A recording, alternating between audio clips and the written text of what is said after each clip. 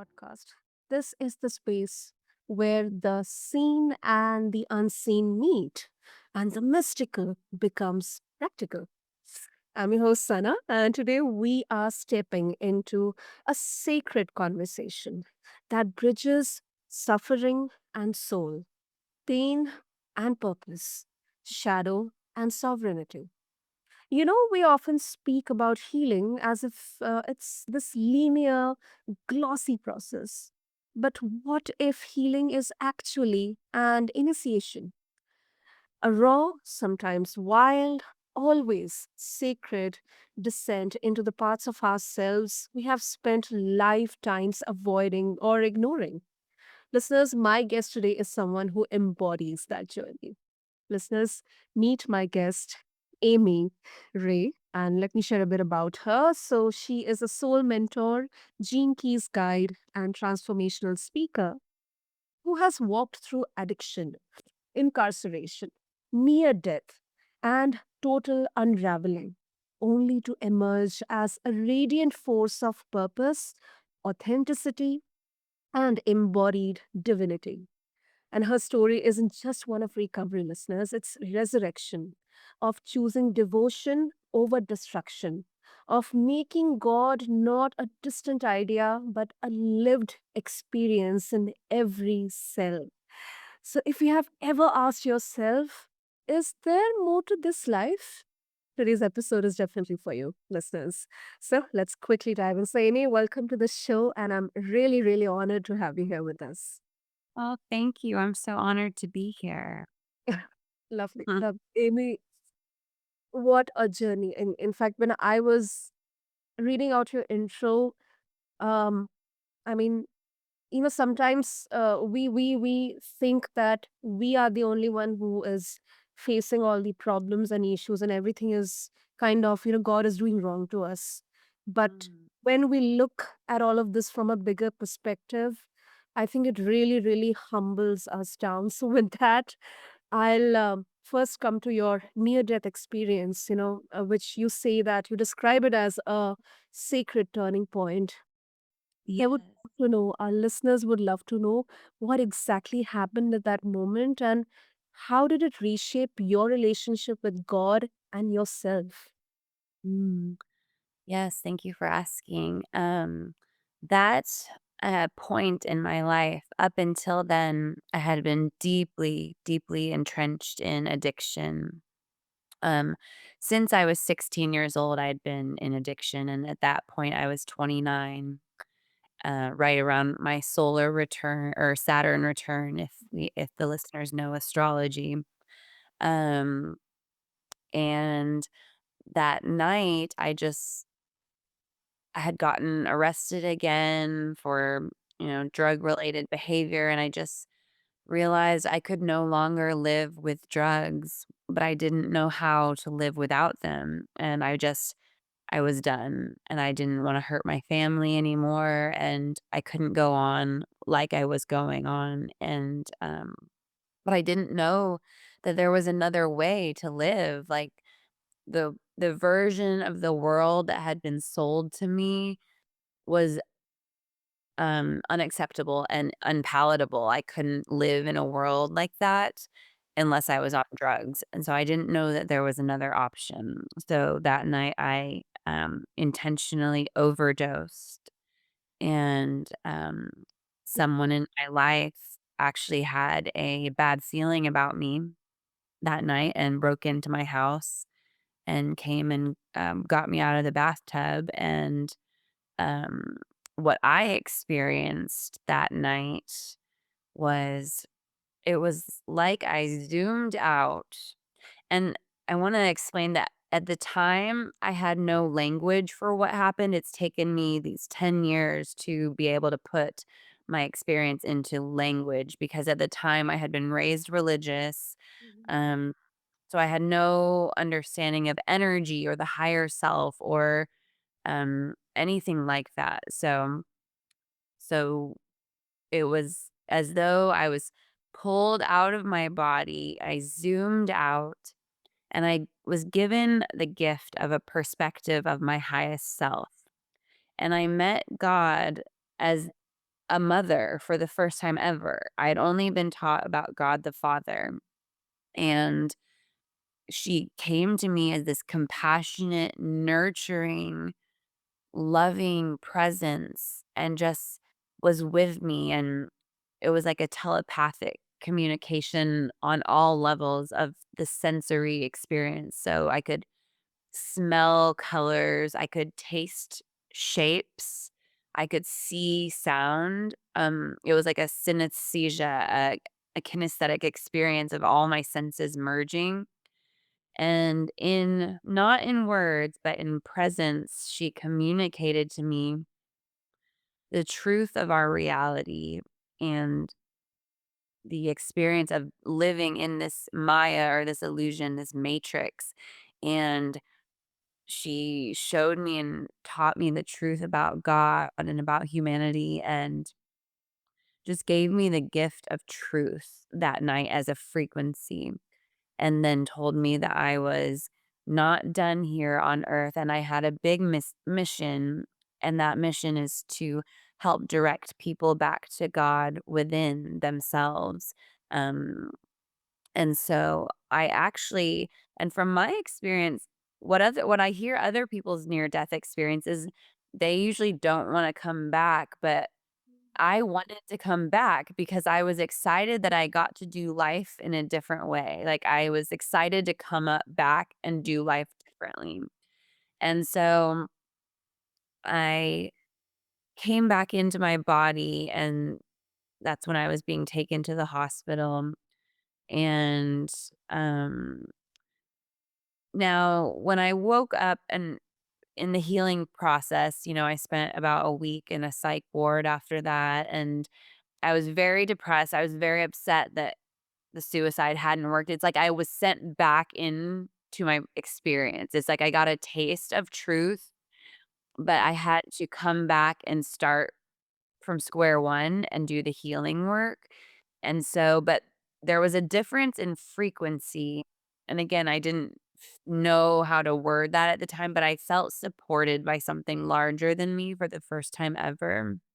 And I began a healing process. I came back from that obsessed with holistic healing, the movement of the spine, of meditation, of breath work. Like I didn't, and again, I knew none of this before, and I just woke up like very obsessed with all this kind of healing. And so I started diving down these rabbit holes of healing, and um, so I explained that night as though that night, it's like my whole life I was drowning in an ocean, an endless ocean of suffering and purposelessness. And after that night, someone threw a life raft out for me, and I got in the life raft. But the rest of my experience was me getting to shore. And that's taken about 10 years of work on myself because I needed to heal the karmas, the patterns, and the beliefs that led me into addiction in the first place. And then I had to heal my body from the effects of the addiction. And so it's been quite a journey from that point on, but that my consciousness changed that night, and my experience of God changed that night, and my understanding of divinity changed that night, and that's what carried me through. It was this guiding presence, like that was a North Star guiding me on this healing journey the whole time. And I think, yeah, I think that's a good, stopping point for that. I mean, Yeah. that is that is really, really. I mean, um, when we hear about stories of near-death experiences, often we see all what I have listened people saying that they see this white light, or they have some kind of non-earthly experience out of the earth experience. Mhm. What I can absorb from your description even if the words cannot justifyingly describe those experiences which happen in the real time, but Mhm. y- your perspective, you're looking at life, you're looking at God, you're looking at this higher version of ourselves, the higher consciousness within, it changed. It definitely changed. Um, so I would like to ask you, Amy, and if it's okay to share for you, that was this the reason for your addiction? Uh, that you were deeply suffering, or maybe that extremity of getting fit into a specific template as per the society or the people you are associated with. Was that the reason for your addiction, or it was something that you kind of compartmentalized or internalized within you, and it kind of came as a result of that? Yeah, I believe that addiction is existential. It's a spiritual, malady as they call it in AA. And I came into this life already very heavy. I grew up with a relatively like stable and healthy family on the outside. Um, though it was very religious, I didn't have any overt trauma, but from childhood, like my first early memories are suicidal ideations, and I just came in very heavy is the only way I can describe it. My whole life I felt, and now I would describe it as the heaviness of karma, of ancestral trauma, and of stagnant emotions, all like a weight on my shoulders. And I believe, and I had an experience later in my healing journey where I vowed that I was going to heal all the way to the root of addiction, and not just heal the addiction, but to the root of my humanity. And again, when I said that, I didn't even know what that meant. And I have found that I believe that the root of all suffering and of all addictions is something from, well, the yogis call it avidya. Um, and that is ignorance of our own true nature, or um yeah, it's ignorance of our inherent divinity.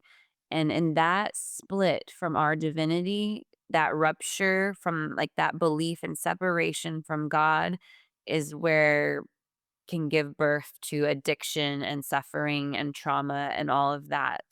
So I feel that my that is the cause of all of the suffering. That original lie that we are told that we are separate from God, and everything kind of came from that original wound. Um, there were other surface level things that I could potentially say fed into the addiction, Mm. but I also say that I was an addict before I ever found drugs. I had the tendency to escape my reality just in my mind because I was so uncomfortable in my human experience. But yeah, I believe that it was a vidya, ignorance of my true nature. I was not taught that we all have God within us. We are all expressions of the divine. And the lack of awareness of that led me to this empty, broken experience of humanity, and I had to fill that void with something. So that is my, Right. that's kind of the conclusion I've come to around my personal experience, at least. I absolutely agree with that. I absolutely agree with that. And um, in fact, although the gravity of the situation was not that much, however, through many events and a deeper understanding of uh, myself, I it's my personal belief. I do not want to enforce that on anyone else, but that's what I believe, that the God is definitely within us. We are a part of this universe, and sometimes in all this hustle and bustle of just kind of going through our daily life, we completely lose the perspective of connecting with our higher selves. And Mm, this is one of the reason that I this the theme of this entire podcast came to my mind, because this is what personally I believe in. yeah. So thank you for sharing that, Amy. um and also, I'm not sure whether this question is right or wrong, but the you mentioned about someone who through broke into your house and came to save you.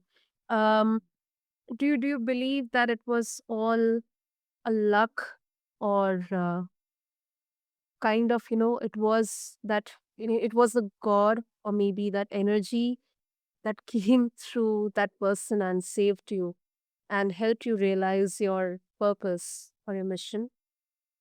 Oh, absolutely. Even as you ask that, I get full body chills. And yeah, it was definitely a divine intervention. I don't believe there are any accidents or, any coincidence.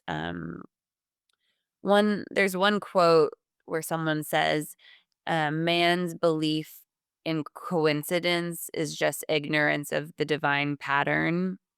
And it's like, everything is played out perfectly for our highest purpose. Is only our inability to see that.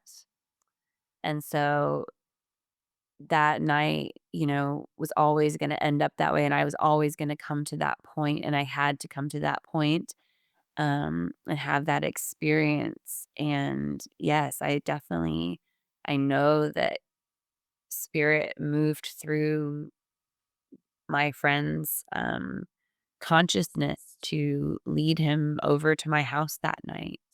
Absolutely. Yeah, I believe in that. That is Mhm. really, really inspiring. Really inspiring.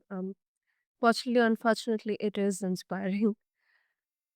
Oh, and Amy, mysticism. Now, this is kind of such, the meaning of mysticism is kind of diluted. Some would believe, some would say that it's all woo woo, it's all Yes. practical. Um, it can really feel elusive to me. It is beautiful, but sometimes inaccessible. So, how do you personally define mysticism, and how do you ground it in your daily life? That's a beautiful question. Mhm. Oh, um, well, since that night of my suicide attempt, I've had a series of mystical experiences, and I would define mysticism as um, experiential understanding of the divine. Um, and the way I ground those more esoteric experiences of divinity, of the spirit world into my daily life is by seeing the mystical in the mundane. I see the purpose in everything, and like every connection is sacred. Even going to the grocery store and checking out at the store, that connection with the clerk is sacred. Mm, Um, my morning practice, the way I sip my morning tea, everything is sacred. And to be able to see that in front of me at all times, that's how you ground that in. And then it becomes more alive in each present moment. Um, it becomes your reality. The mystical becomes your reality in this 3D when you see it and when you look for it and when you receive it and when you're able to see that divine pattern playing out in your day to day, even when you take out the trash. Like, I always tell people this story of, for me, like, whenever I take out the trash in my mm, house, I go in, and I don't try to do this. This happens naturally. I go into the deepest experience of gratitude because I'm like, "Oh my god, I get to take out the trash," because there was years of my life where that was not possible. I didn't know what day it was to take out the trash. I didn't have enough food or anything to put in the trash. I didn't have a home to take out the trash. There's so many things that come to my mind when I take out the trash. So every time I do it, it's like a spiritual experience just taking out the trash where some people fight over who has to do that. And I'm just like, I get to take out the trash because I can. And that was not a thing for me for so much of my life. Like, even getting out of bed was a impossibility for years. Um, and so it's seeing the sacred in the present moment, in the mundane, because the sacred, the spiritual, the mystical is always there. It's never not there. Again, it's just our ability to see it or not and to bring it forth. Um, so yeah.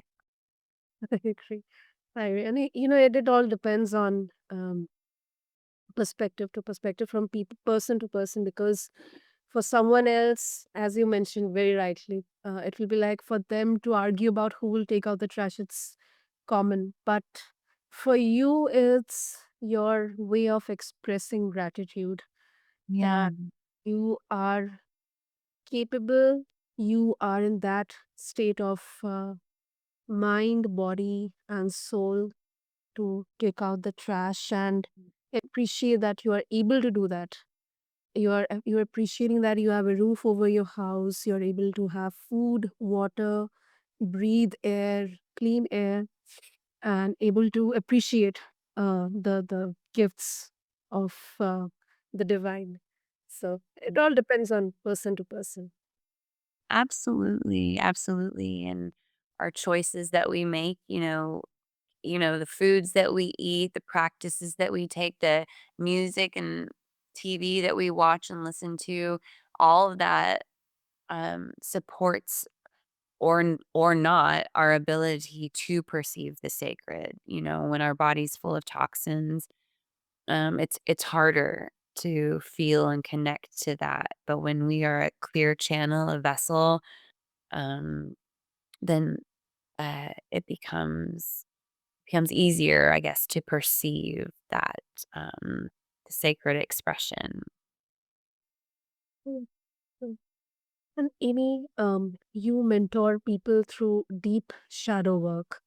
Now I have uh, kind of surface level knowledge about that, all thanks to the incredible guests and the conversations I have through my podcast. But what would you say to someone who is terrified to look inward because the pain feels too big, or they are too scared to um, look into their inner, if I can say, demons?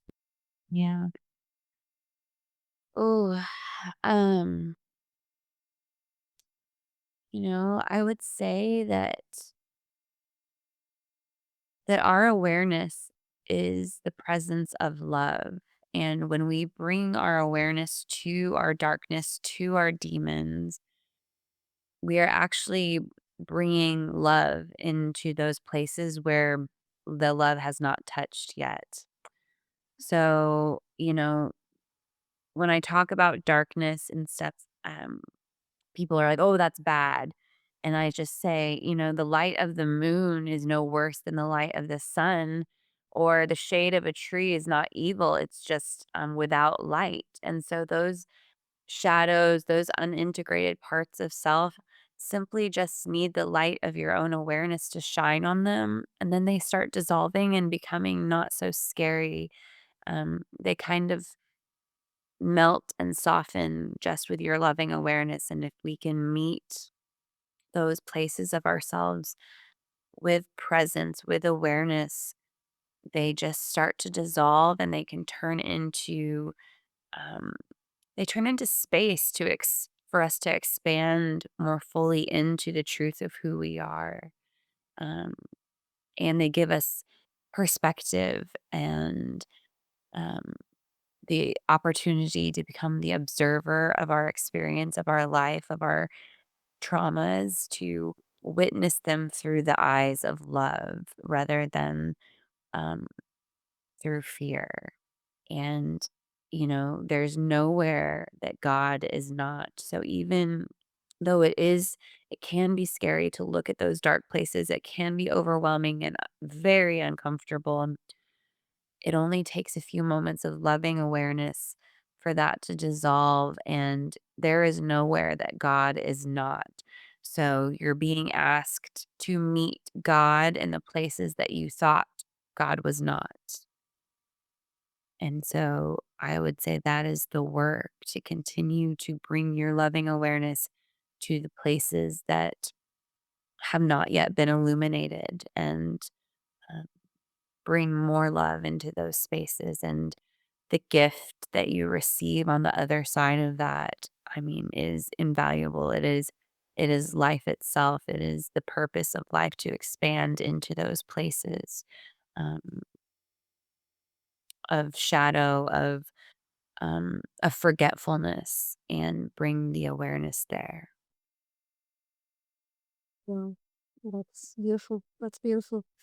Um, Amy, so before we wrap, if our listeners they would like to get in touch with you, what will be the best way to do that? Yeah, I'm becoming more and more active on social media. My Instagram and Facebook and YouTube are Illumined Essence. It's Illumined ILLUIMINED. I think I spelled that right. Underscore essence. And then my on those pages also my website is listed, but that is illuminedessence.com. Beautiful. I'll make sure to have all the details in the show notes. And Amy, thank you. Thank you so, so much because this was something personally, it felt like a soul medicine. Oh, I, so much. mm, yeah, I love your radical honesty and definitely your wisdom and your, it's kind of a reminder that no one is too far gone to come home to themselves. Yes, I believe that with all my heart. No one is ever too far gone, too old, too sick to come back to the truth of who they are from within. Beautiful. And to all the listeners, if this conversation moved you, share this episode with someone who's ready to hear it. And I would love to say that maybe your suffering is not a sign of your failure, but it is an invitation to your fullness. Until next time, keep seeking the sacred in the shadows. This is Cosmic Confluence, and I'm Sana. Stay radiant. Thank you.